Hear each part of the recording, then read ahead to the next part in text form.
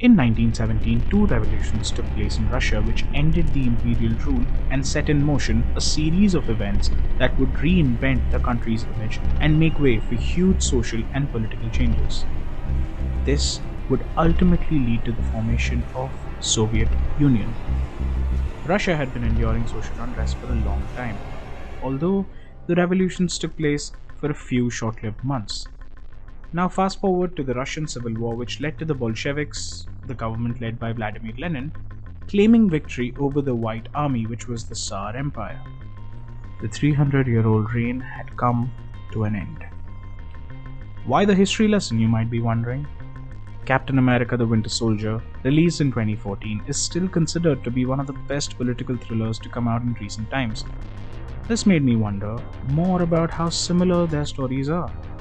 The overthrowing of the Tsar Empire from the people within the country is one of the most remarkable moments in world history. The people, after years of undergoing torment under the regime, wanted it to end. SHIELD is an agency which operates independently and has no government regulation till this point. Hydra, an anti-SHIELD organization, has been active since the past 100 years.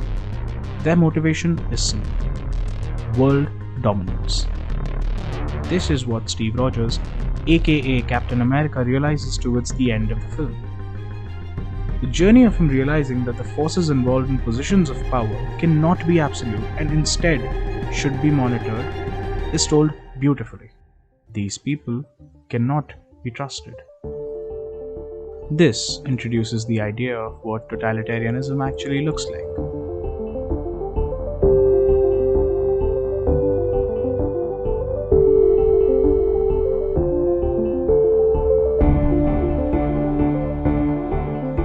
That was a pretty heavy prologue. I understand.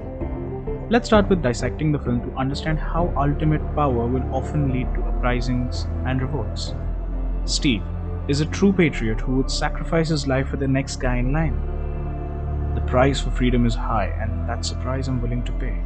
This line sums up his entire character arc. The opening scene of the film introduces us to two things. 1. His endurance because of the super soldier serum. If you don't know what that is, it's basically a serum that enhances your abilities and makes you guessed it, a super soldier. The second thing they introduced in the scene is his camaraderie, the way he views the world and how he is changing with it. He meets a potential friend through a normal, everyday routine. The morals and ethics that Steve lives by come crashing down on him when he finds out that his best friend, James Buchanan Barnes, is the Winter Soldier. It slowly becomes a high-stakes game of cat and mouse between the two of them while Hydra infiltrates SHIELD from within. This creates a dilemma for Steve, as his arch-rival is someone who used to be his friend, who by the way was actually dead. There are stark similarities between Hydra's worldview and the way SARS ran their empire. The hostile takeover of the world which they feel belongs to them, the superior race. This totalitarian mindset is why the SARS failed, after 300 years of course. That is exactly why Hydra was destined to fail. Arnim Zola, the brains behind Hydra's operations, lives in the machine he built.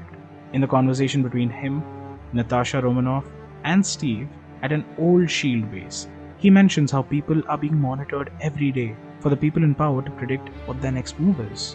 The Zola algorithm has become a reality today, but it also was prevalent during the empirical rule in Russia before the revolution. People were constantly under surveillance and were meant to be poor and continue to live their lives in serfdom. Rasputin, a monk who was close to the elite society, was known to have manipulated Tsarina, the wife of Nicholas II, the king who actually did things because Rasputin said so. This proved to be a huge loss to the autocratic society of Russia. He was eventually killed by other corrupt ministers in one of their homes. Natasha Romanoff is the Rasputin of the film. She helps Steve devise a plan which requires them to be invisible in all situations. Natasha understands the policies of being a double agent from an empathetic perspective, of course, which is sadly not explored in the film. She's someone who understands the duality of the people who were secretly working for Hydra all along. Hydra agents might have been in disguise, posing as SHIELD agents, covert operatives, and much more, something similar to post-war Russia when, allegedly, there were multiple Russians living in America as Americans.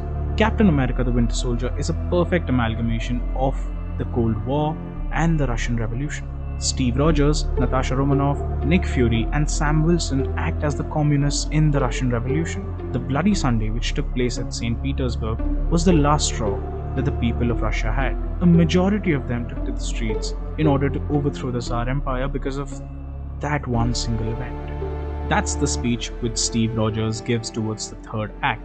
He reaches out to the people in S.H.I.E.L.D. to fight the war with him from within, to cleanse the state and reinstate new and able leaders. Leaders who would be fair and transparent. In the case of the film, Steve fails to be Lenin, as Lenin didn't have to worry about a bucky. Lenin came from a family of serfs. Serfdom in Russia was extremely prevalent as the Tsars were too scared to lose their position of power. The empire had made their position on capitalism and autocratic behavior very clear. This led to Lenin taking it upon himself and making it his mission to take down this regime.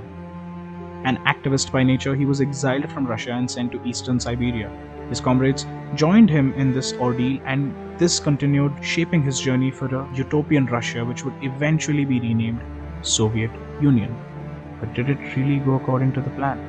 Steve tries his best to stop the attack from happening in Washington, D.C. He stands tall in the face of a threat, and with great pain, he overcomes it.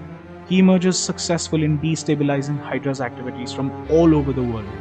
Leaders and top government officials who were secretly a part of Hydra are arrested and put behind bars. Lenin comes back from exile and, along with his comrades, wins the people's trust by instilling communist beliefs and overthrows a 300-year-old empire. The end.